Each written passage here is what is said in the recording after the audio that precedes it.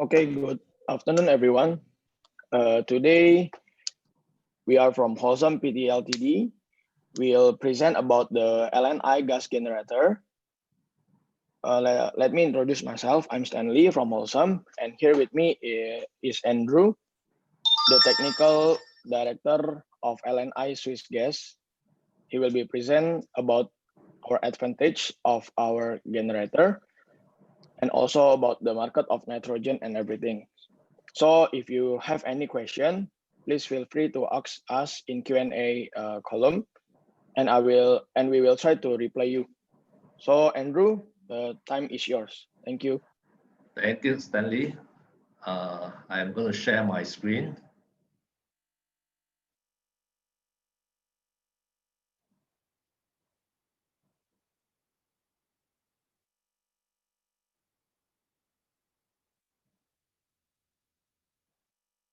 Okay, just a quick confirmation. Can you see my screen? Yes, Ken. Okay, good. All right, good afternoon, everyone. Basically, I will be touching on two topics today. One is on the use of hydrogen as an alternative gas to helium. And the second is to introduce our high flow nitrogen generator, which is a state-of-the-art equipment. Okay, myself, I'm Andrew. I'm from LNI Swissgas, Technical Director. So on the right-hand side, you can see the website and the email contact. So if you have any questions, which you may not want to ask now, you can always drop a line later as well. My contact number is also there. And of course, your main contact should be PT WHOLESOME. All right.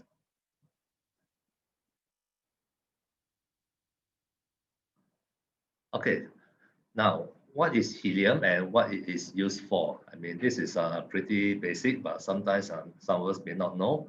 Now, helium is actually obtained through or formed through the decay of radioactive rocks in the Earth crust. And then over time, it gets accumulated in natural gas deposit. And then you need somebody to go into this ground and then to extract it and collect it as a byproduct in the gas industry. Now, after you collect, you need to purify, you need to separate the helium from the rest, and you need to store it. So this whole process is very expensive, time-consuming, and very difficult. So helium is an inert gas. It does not react with other substance. It has a low boiling point at minus 269 degrees Celsius, very low density, and therefore it is a good gas for making things float. Now, there is a high usage in the use of helium in some of this industry. For example, the space industry, where they use it to keep the satellite cold and to clean up the rocket engines and to cool down the liquid oxygen. It is also used as an energy source. If some of you may recall, there's this Apollo spaceship, and that's also powered by hydrogen gas. Now, it's also used widely for cooling this, they call it the Large Hadron Collider, and super magnets in MRI scanners. And helium is also used in the party balloons, weather balloons, airships. Some of you may be traveling and flying on these airships. And it is used alongside with oxygen for deep sea divers, especially in high pressure working environment. So you see that the high usage of helium, nothing is mentioned about helium for GC application, right?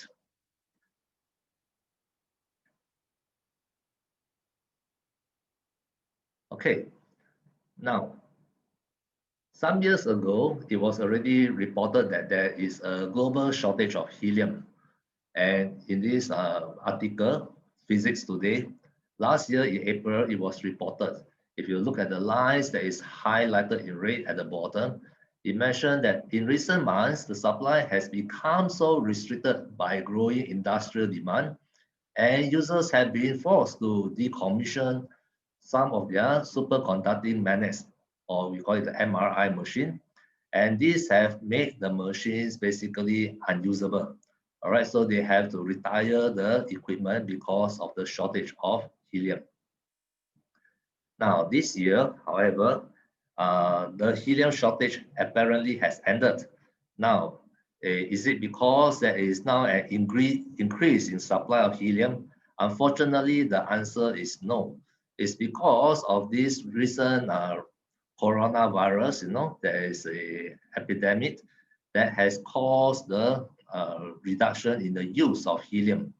Okay, so this is probably a temporary reprieve, and in the months to come, when the situation is back to normal, then this shortage will resume. Now, we may expect that since there is no more shortage for helium, at least for now, then will the cost of helium be reduced? Unfortunately, again, it is not to be. So in April last year, a researcher who is using the MRI reported that there is actually a 40% increase over 2 months. And again, in this year, though the usage of helium has come down, the price of helium has actually doubled. All right. And for people who are involved in using helium as a party gas, the purchase of the helium of balloons is only like 1/10 the price of the to fill the balloon. So if you buy a balloon that costs 65 cents, to fill it up, it costs you $66.50. So actually the helium gas is still very expensive. Okay, let's look a little bit at using of hydrogen as a carrier gas. All right, so hydrogen as a carrier gas, the important factor that we want to take a look to know is the diffusivity as well as the viscosity. All right, a high diffusivity and low viscosity will give you a higher separation efficiency. So if you look at this table, hydrogen as compared to helium and nitrogen has got the lowest viscosity and the highest diffusivity. So making it actually a very suitable gas with high efficiency. All right. Now, everybody will have to talk about this equation called Van Diemen plot. So basically, it shows you that the hydrogen gas has got a very flat plateau here, and at this high velocity of high linear velocity. So what essentially it gives you means that you can reduce your analysis time by 4 times as compared to the use of nitrogen as a carrier gas. All right. And besides that, because of this important feature, you can now operate your same analytical run at a lower temperature for separation. And this will inevitably increase your column lifetime. Okay, look at the chromatogram of hydrogen versus nitrogen. So you will find that the peak, when you run hydrogen as a carrier gas, you will get better, sharper peaks, higher resolution as compared to nitrogen. So by switching from nitrogen to hydrogen, you will get better sensitivity. All right. Now, for those who are interested in high-speed GC, or they call it fast GC, now many of you will be using, say, helium as the carrier gas. So if you look at these two chromatograms, just from the look of it, you can see the helium here, they're operating at 20 cm per second at the linear velocity. And for hydrogen, you can run at 45 cm per second. So you can shorten the whole chromatogram significantly from 11.4 minutes to 8.8 minutes, at least a 30% saving in the runtime. All right, and nothing has changed. You look at the resolution and everything is still as good as running using helium gas. So it shows that actually hydrogen is a good alternative compared to helium, if not better. Okay. So if hydrogen is good, so why are people still concerned about the use of hydrogen? All right. So there are a few concerns which are valid in a way. All right. But let's look a little bit also on the property. So hydrogen is reactive. It's non-toxic. The atomic mass is almost quite close to helium. As a result, you can find that the boiling point is also very low. It's quite similar to helium. And the molecular size is also pretty small. Okay. However, helium has the advantage that it is an inert gas. In other words, it's not flammable. It doesn't react in your reaction. So that is an added advantage. Okay, besides that, let's look at a little bit more on these two gases. Now, hydrogen is affordable. Yeah, it's cheap. It provides most time efficient separation, even better than helium. It gives sharper peaks. It has got a high efficiency at high gas velocity, and it is very easily produced. Right? Today, you can extract hydrogen using water.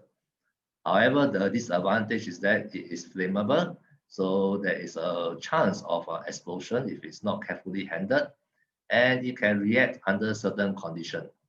Of course, for helium, it's very well established, it's inert, it doesn't react, it's non-flammable, and it is pretty efficient.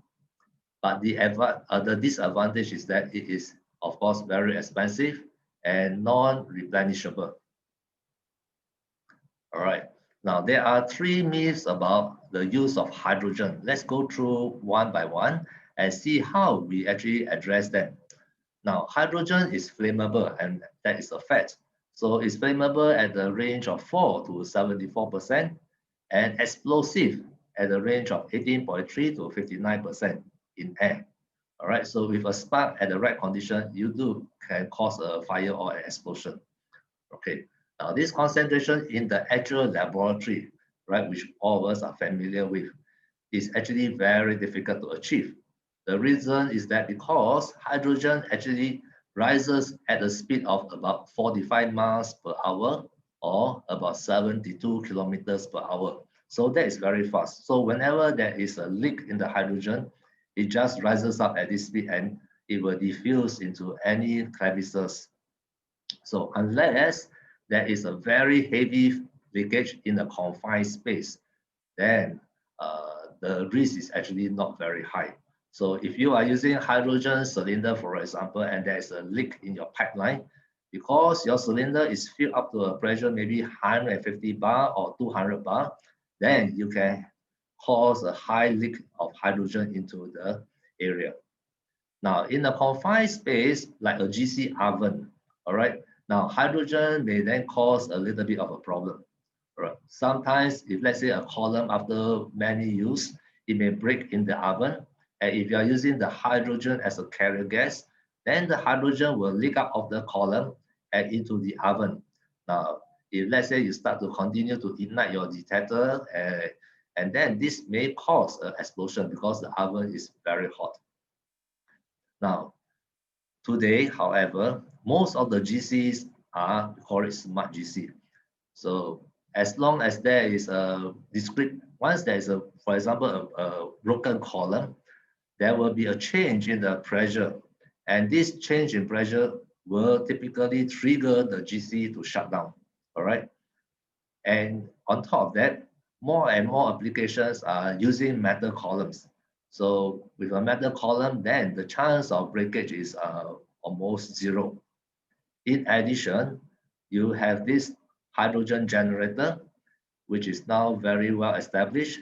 And on top of that, you also have hydrogen sensors that are built especially for GC. In other words, if there is a leak in the GC oven, then the hydrogen sensor will be triggered and it will stop the supply of hydrogen into the GC.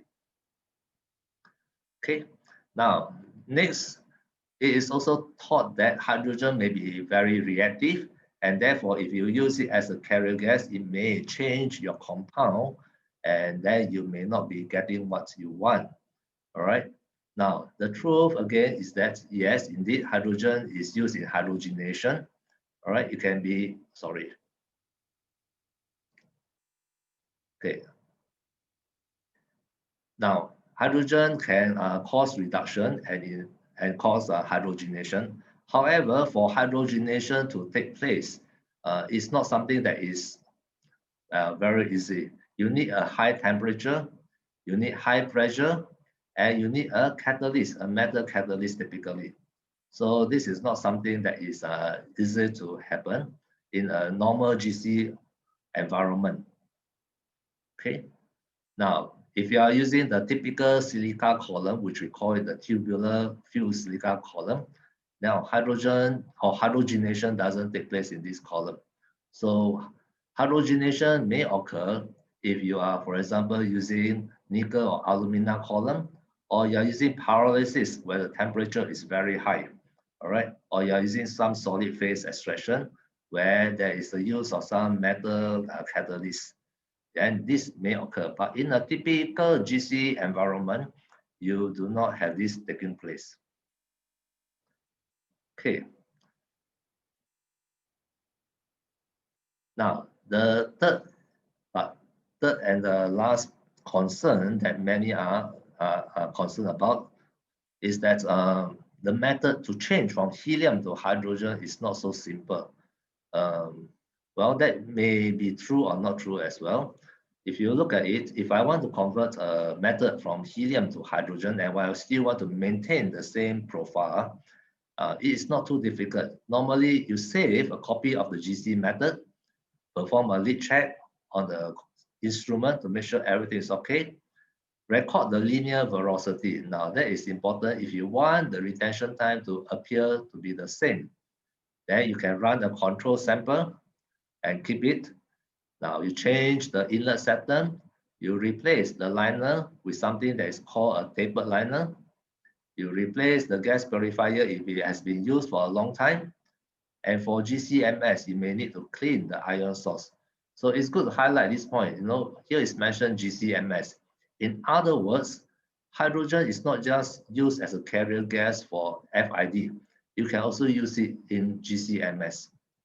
Okay, and doing some cleaning of the metal tubing, you can start your hydrogen flow.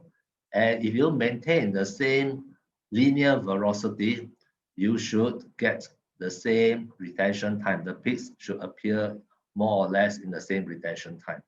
All right. So if you look at it, it is not something that is not possible to be done or too challenging to be done.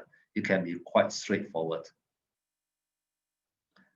So the use of hydrogen generators over the years, in the olden days, people are very concerned on the use of hydrogen generators because they are not very reliable and they are very expensive. However, over the years, the reliability of hydrogen generators has gotten better and better, and the performance has also increased. In other words, you get good purity gases. So in some parts of the world, cylinders, hydrogen cylinders is still very widely used. However, if you are able to convert the cylinders to hydrogen generators, then you can achieve the following. In terms of safety, there is no need to change cylinder, and you can minimize any explosion or injuries. Now, your results is more consistent because the gas quality that you produce is only from water, and water can only form either hydrogen or oxygen, or rather it's split to hydrogen and oxygen. So you don't get contaminants from other sources.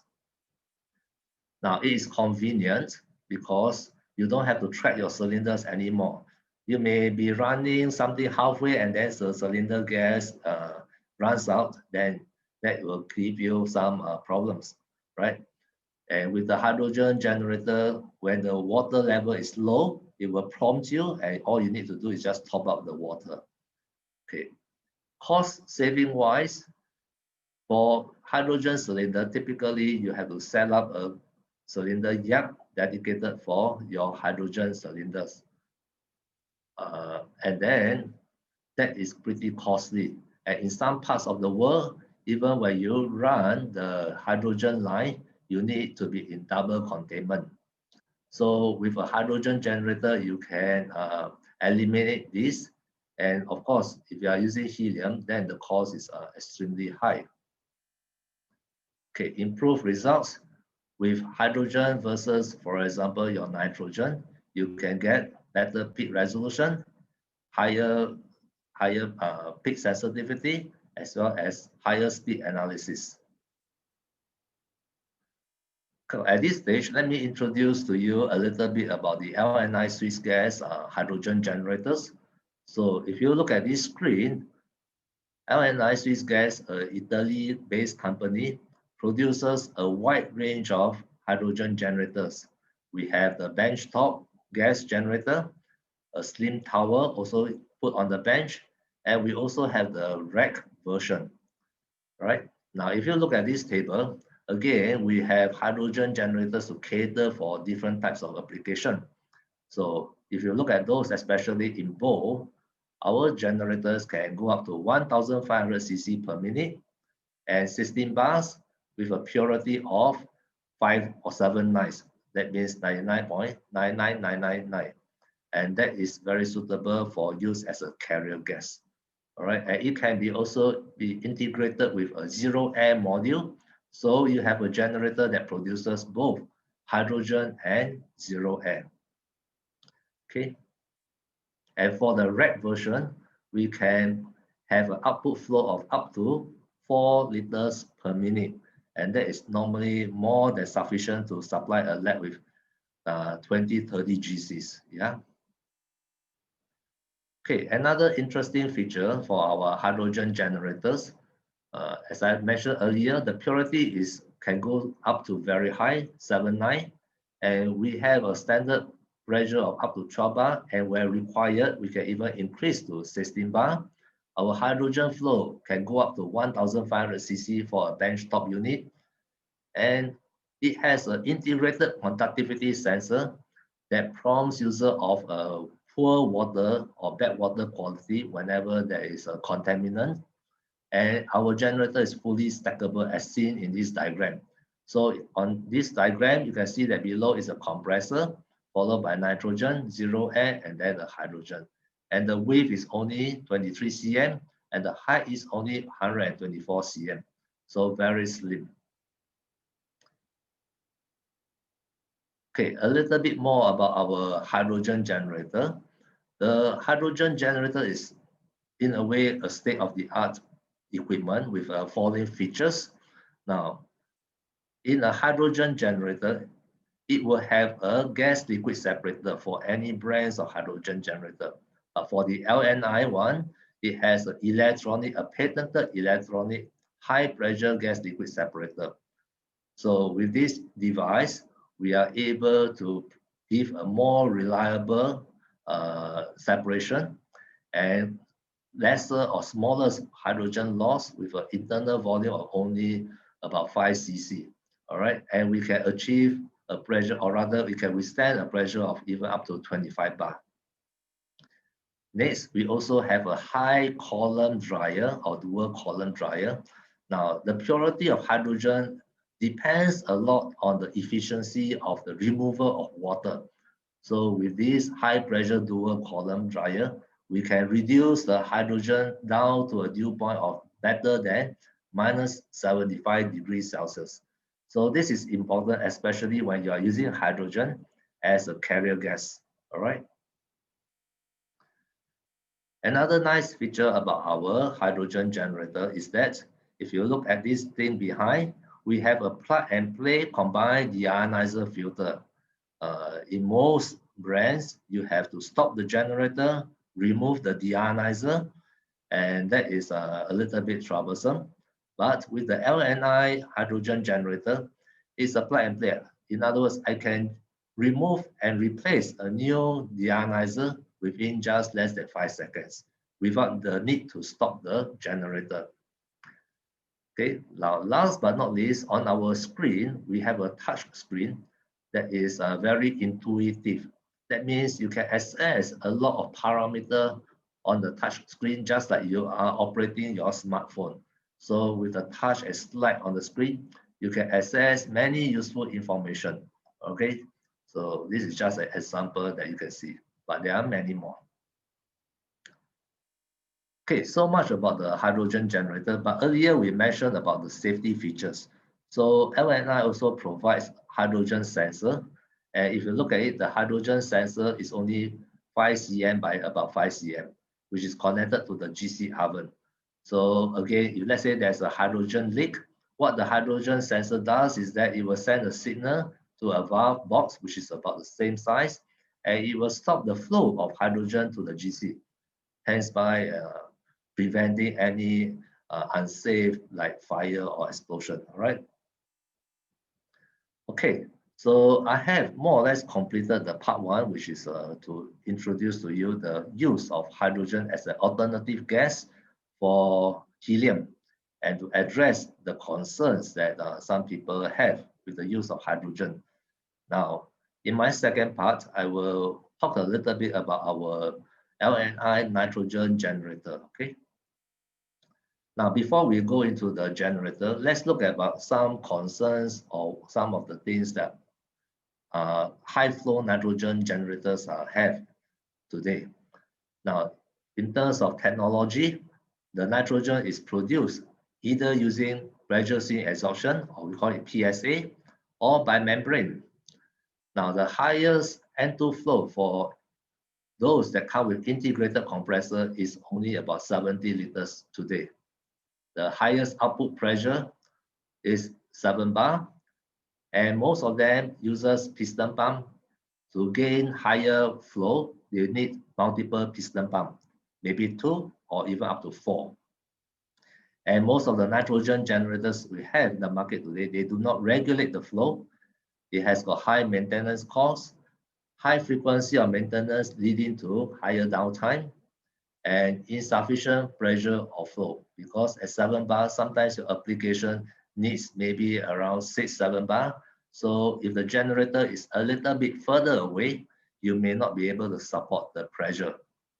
Okay, and most of the common applications for nitrogen generator, again, we are talking about laboratory-based nitrogen generator. They are used for LCMS, ELSD, nitrogen evaporation, glove box, nitrogen blanketing, etc. Okay, now about our LNI Swissgas nitrogen generator. This is a product developed maybe about 3 years ago, but has gone through several improvements. And in the last couple of years, it has got many awards, yeah, where they are taking part in exhibitions, etc.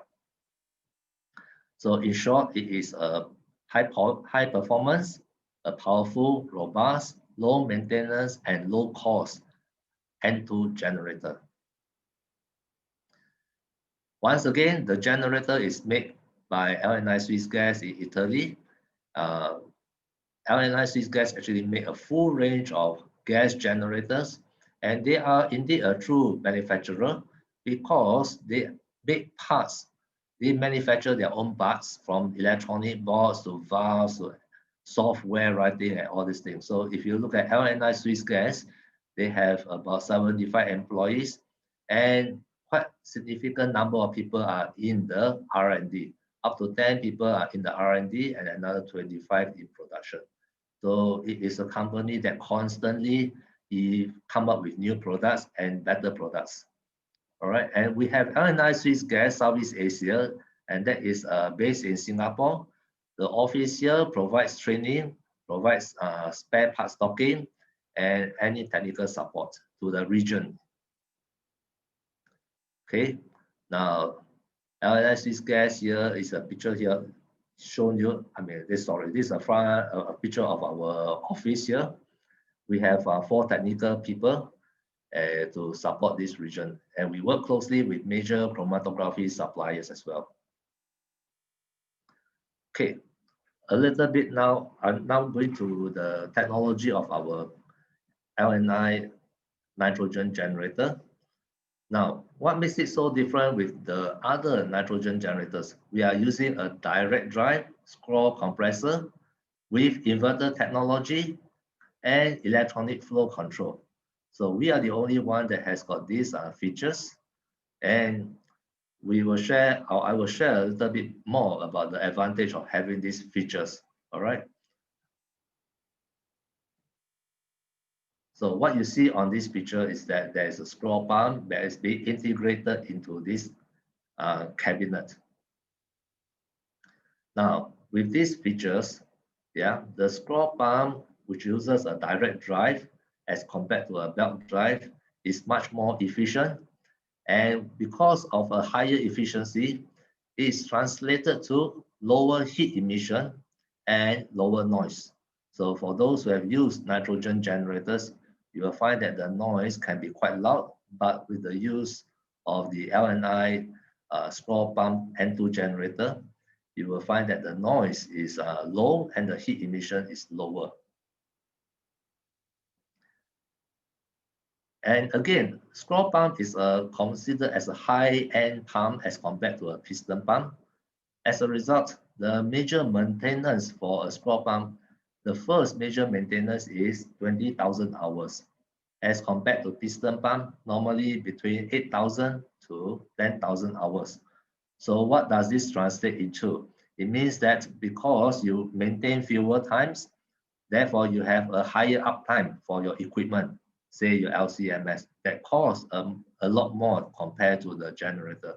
So you want your LCMS, for example, to be always operating instead of sleeping all the time or down because of your nitrogen generator. Okay. Other than that, we have some routine maintenance that is 6 to 12 months for the filter, depending on the environment. Now, again, on low cost of maintenance, because we are only using one scroll pump as compared to some generators that may have up to 4 piston compressors.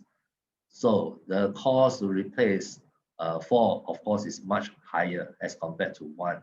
And also the frequency to replace for the scroll compressor is much lower, okay, as compared to the piston compressor. So this will translate to lower maintenance costs on a daily basis. Okay, maintenance is also very simple to be carried out. In fact, for trained user, they can do their own simple maintenance.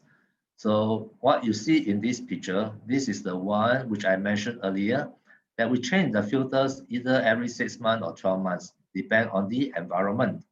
So by removing the side panel of the nitrogen generator, you see that all these filter cartridges are exposed, right? So by removing the holder, you can change the filter easily. So this can be done either by your service personnel or by your own people. Okay. All right. Our generator is also one of those with the lowest height. So if you look at this generator, which has a 70 liter per minute flow, the height is only 73 cm. This can be sometimes quite useful because you want to park the generator beneath the bench.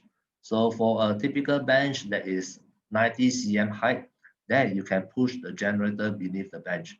So it may be able to help you to maximize your space more efficiently. Okay, on top of that, we have a touch display on this generator. Same like the hydrogen generator, the touch display is intuitive and you can get many useful information just by sliding, touching the screen. And because of this information, it tells you exactly what problem may occur in the generator. All right. By being intuitive, that means what it says that when an error happens, it will tell you that, okay, maybe a particular valve has a problem or a pressure is out, so you need to change a certain part. So for the service person, they don't have to guess what is the problem. And as a result, the time to up the generator is faster. In other words, the downtime for the use of your other equipment will be lower. All right, and we also provide guaranteed performance. Our generators is quite widely used with some of the Agilent LCMS.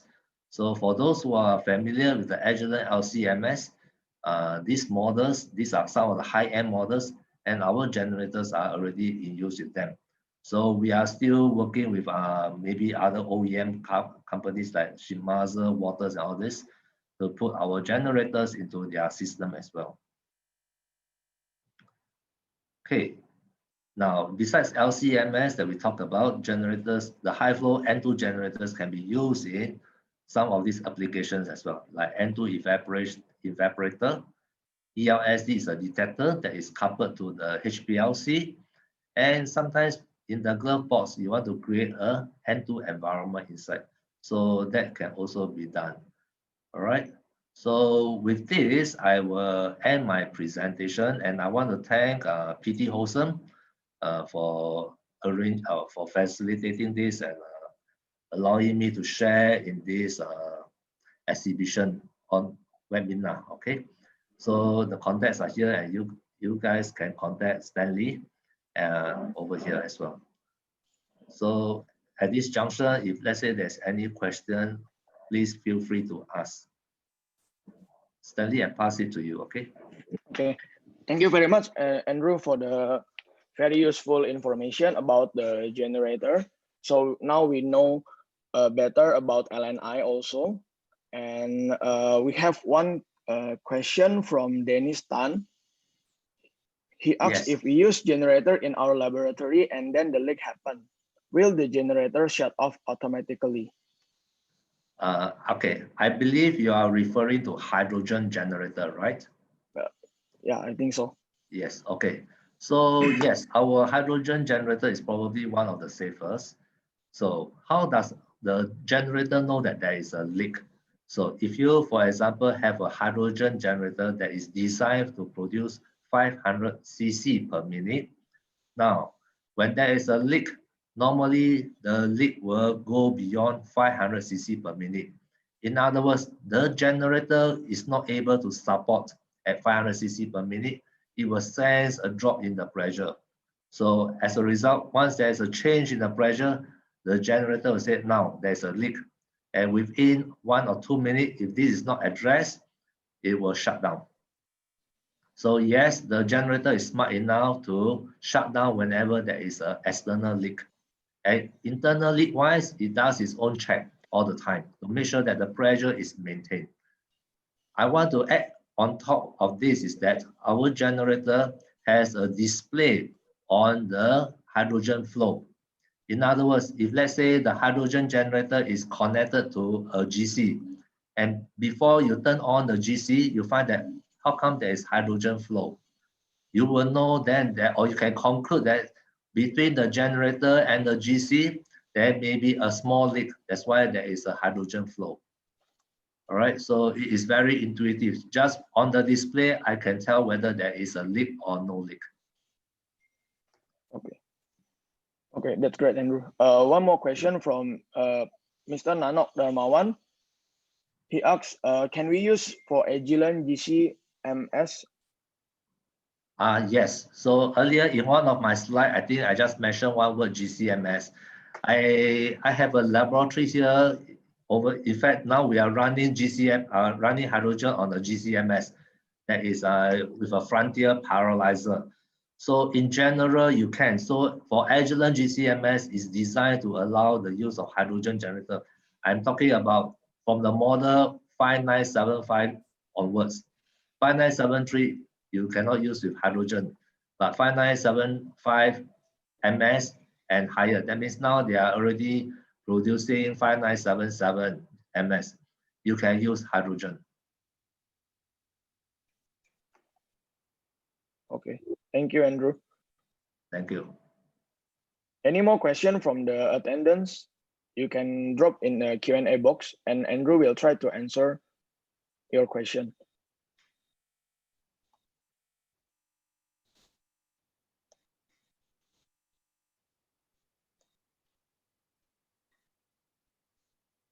Okay. Anything else from you, Andrew? If not, No, we can close I this. just want to add that, yeah, I mean, if there's any questions, yes, please send all your questions to Stanley, or earlier I actually shared my email. I will be very happy to answer your questions. All right, so please just go ahead and send the questions even after this sharing. Okay. Otherwise, I thank you for your time. Okay, thank you very much, Andrew, for this webinar and for the very useful information. Hope we can collaborate soon. And if you guys have any question, please drop to my email or WhatsApp, and we will try to answer you. Okay, Thank you Okay. very much. Thank you, Andrew. Bye-bye. Thank Stay you. safe. Bye-bye. Bye-bye, everybody. Safe. Take care.